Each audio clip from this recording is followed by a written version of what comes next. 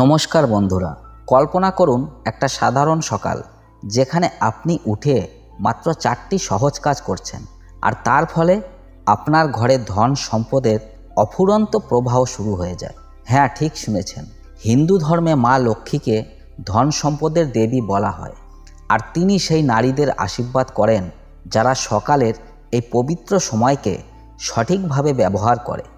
যে নারীরা সকালে এই 4টি কাজ করে, ঘরের পরিষ্কারতা রক্ষা, মা লক্ষ্মীর প্রার্থনা ও মন্ত্র জপ, ইতিবাচক চিন্তা ও ধন্যবাদ জানানো এবং দান করা, তাদের জীবন সর্বদা সমৃদ্ধি, শান্তি আর সাফল্যে ভরে থাকে।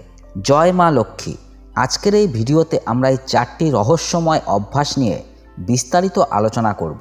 ধাপে ধাপে বুঝিয়ে দেব কিভাবে এগুলো করবেন, শাস্ত্রীয় উদ্ধৃতি দেব এবং বাস্তব ও পুরাণের গল্প শোনাব, যাতে আপনার মন সর্বক্ষণ আটকে থাকে। শুরু করার আগে একটা প্রশ্ন, আপনার সকাল কিভাবে শুরু হয়?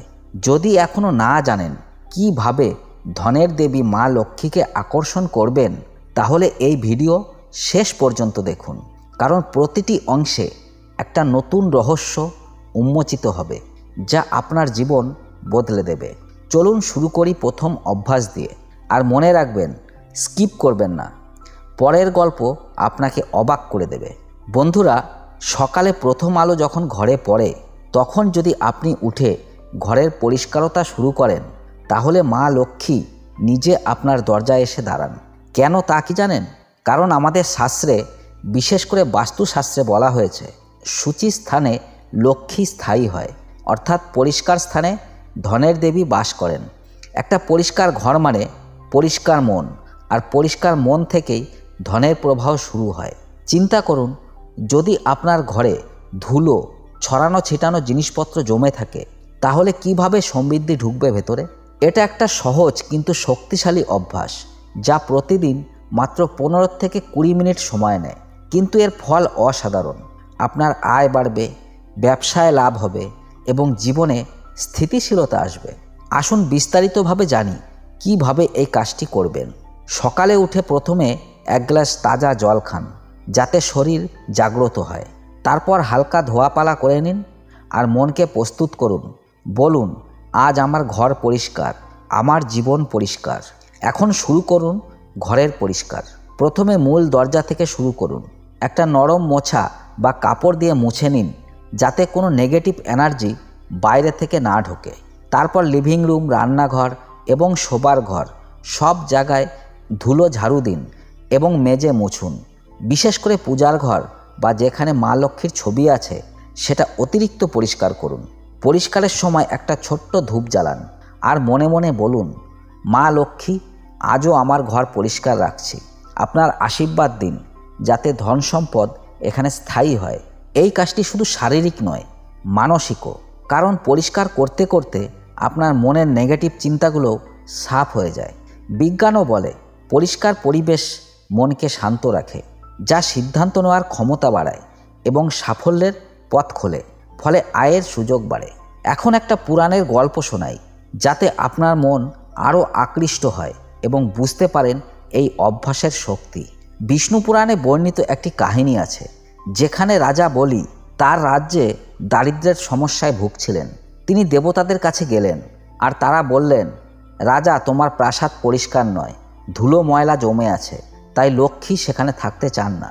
রাজা বলি প্রতিদিন সকালে উঠে তার পুরো রাজপ্রাসাদ পরিষ্কার করতে শুরু করলেন, দরজা থেকে শুরু করে প্রতিটা কোণ পর্যন্ত। কয়েক দিনের মধ্যে মা লক্ষ্মী স্বপ্নে এসে বললেন, তোমার পরিষ্কারতা আমাকে আকর্ষণ করেছে, এখন তোমার রাজ্য ধন সম্পদে ভরে উঠবে। আর সত্যিই রাজ্যে ফসল ভালো হলো, ব্যবসা বাড়ল আর বলির বংশ সমৃদ্ধ হলো।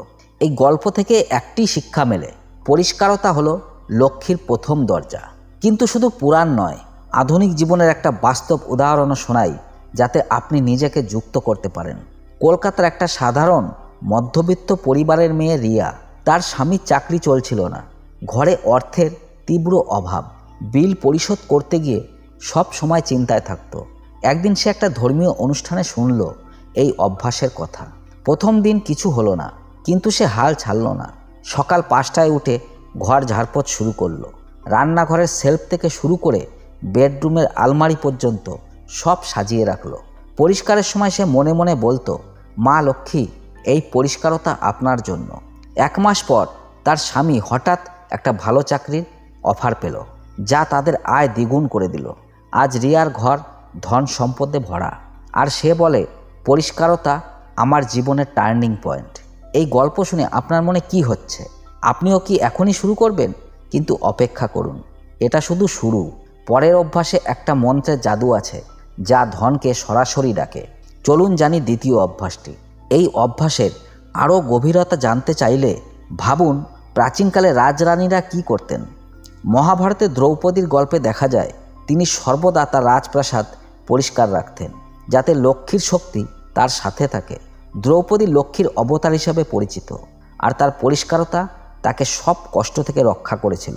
আজকের মহিলারাও তাই করুন।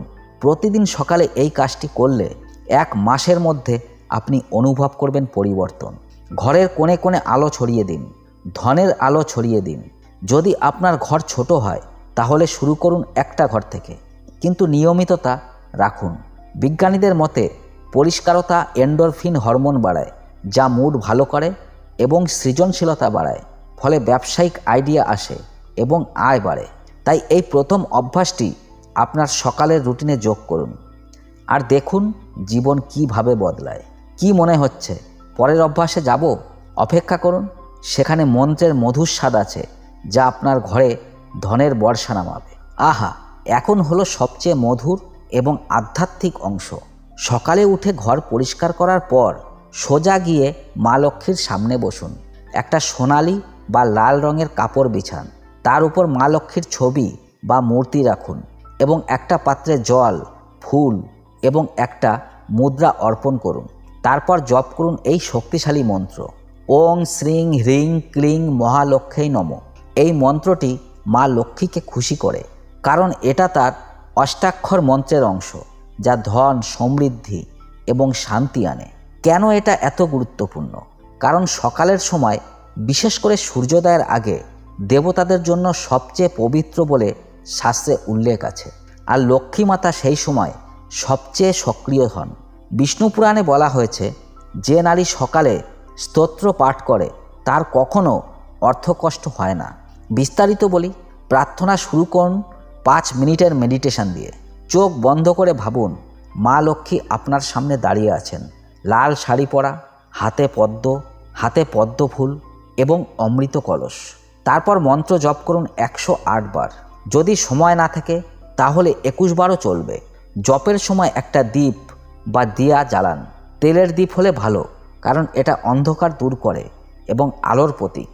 জ্বালানোর সময় বলুন, মা, এই আলো আপনার মতো আমার জীবন আলোকিত করুন, ধনের অন্ধকার দূর করুন।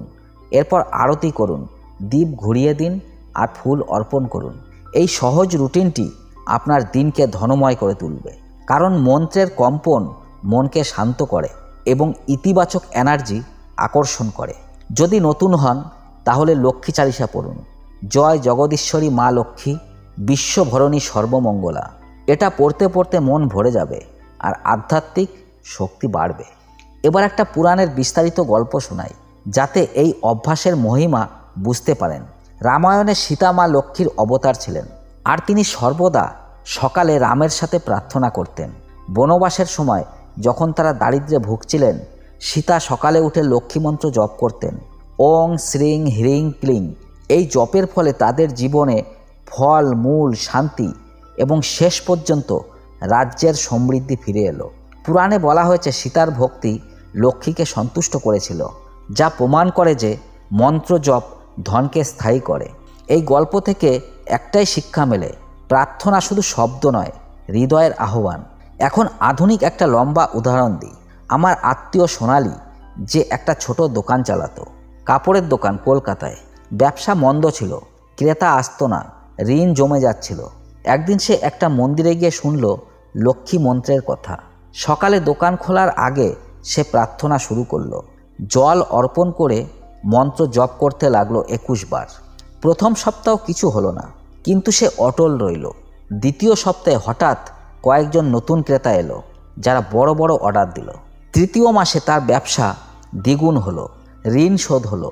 আর আজ সোনালির দোকান শহরের বিখ্যাত। সে বলে, মন্ত্রজপ আমার জীবনের ম্যাজিক ছিল। এটা শুধু ধন আনেনি, আত্মবিশ্বাসও বাড়িয়েছে। এই গল্প শুনে আপনি কি অনুভব করছেন? আপনার জীবনেও এমন হবে কি? কিন্তু থামবেন না। তৃতীয় অভ্যাসে ইতিবাচক চিন্তার শক্তি আছে, যা মনকে ধনের ম্যাগনেট বানায়। চলুন জেনে নিই।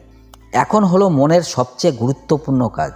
সকালে পরিষ্কার এবং প্রার্থনার পর একটা শান্ত জায়গায় বসুন এবং ধন্যবাদ জানান।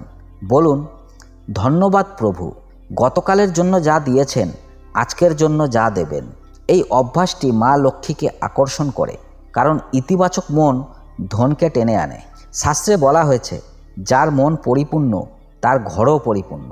লক্ষ্মী মাতা বলেন, ইতিবাচক চিন্তা তার শক্তিকে জাগ্রত করে। এটা মাত্র 10 মিনিট লাগবে, কিন্তু ফল আপনার জীবনের সব নেগেটিভতা দূর হবে আর সুযোগগুলো নিজে নিজে আসবে। এটি কিভাবে করবেন সেটি বলে দিই। সকালে একটা ছোট নোটবুক নিন আর 3টি জিনিস লিখুন যার জন্য আপনি কৃতজ্ঞ। যেমন, ধন্যবাদ স্বাস্থ্যের জন্য, যা আমাকে কাজ করতে সাহায্য করে।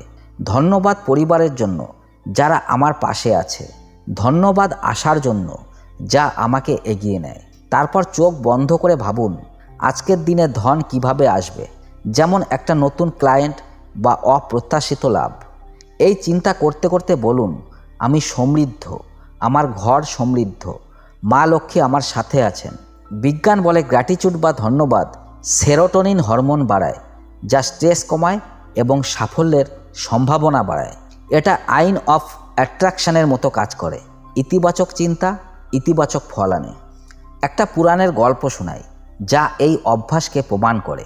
মহাভারতে দ্রৌপদীর গল্পে দেখা যায়, তিনি চিরহরণের পরও ইতিবাচক থেকেছিলেন এবং ধন্যবাদ জানিয়েছিলেন কৃষ্ণের প্রতি।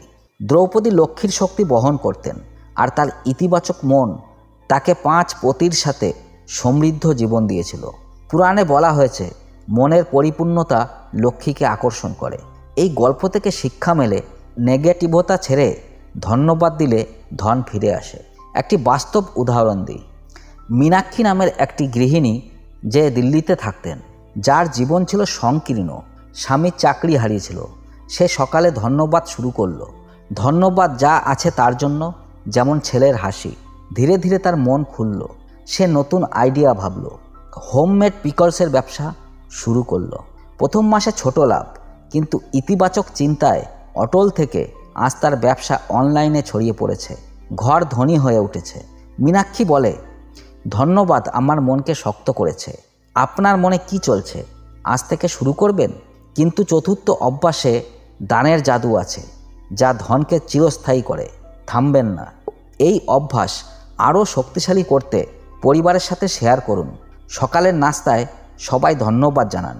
এতে ঘরের এনার্জি বাড়বে। যদি নেগেটিভ চিন্তা আসে, তাহলে বলুন, আমি লক্ষ্মীর সন্তান, সমৃদ্ধি আমার অধিকার। ভগবদ গীতায় বলা হয়েছে, মনকে নিয়ন্ত্রণ করলে সমৃদ্ধি আসে। এই অভ্যাস করলে জীবনের সব দরজা খুলে যাবে। শেষ অভ্যাস, কিন্তু সবচেয়ে প্রভাবশালী এবং ফলপ্রসূ। সকালে পরিষ্কার, প্রার্থনা এবং ধন্যবাদের পর একটু দান করুন। যেমন চাল, ডাল, ফল বা অল্প পয়সা। মা লক্ষ্মী বলেন পুরাণে, যা দাও তাই ফিরে আসে দ্বিগুণ করে। এটা করলে ধনের চক্র চলতে থাকে, কারণ দান উদারতা বাড়ায় এবং লক্ষ্মী উদার মনে বাস করেন। এই অভ্যাস মাত্র 5 মিনিট লাগবে, কিন্তু এর ফলে আপনার জীবনে অপ্রত্যাশিত লাভ আসবে। কি করবেন? সকালে একটা ছোট প্যাকেট তৈরি করুন, যেমন 1 মুঠো চাল বা একটা ফল। প্রতিবেশী, দরিদ্র বা মন্দিরে দিন, আর বলুন, এটা মা লক্ষ্মীর নামে দান করছি। দানের সময় মনে করুন, এটা ফিরে আসবে। পদ্মপুরাণে বলা হয়েছে, দান হলো লক্ষ্মীর পথে প্রথম পদক্ষেপ। বিজ্ঞান বলে, দান করলে ডোপামিন বাড়ে, যা সুখ বাড়ায় এবং সাফল্য আকর্ষণ করে। স্কন্দ পুরাণে একটা রাজকন্যার কাহিনী আছে, যে সকালে দান করত। তার বাবার রাজ্য দারিদ্র্যে পড়েছিল, কিন্তু কন্যার দানের ফলে লক্ষ্মী এলেন এবং রাজ্য সমৃদ্ধি হলো। এই 4টি অভ্যাস নিয়মিত করুন, জীবন বদলে যাবে। আজকের মতো এই পর্যন্তই। জয় মা লক্ষ্মী।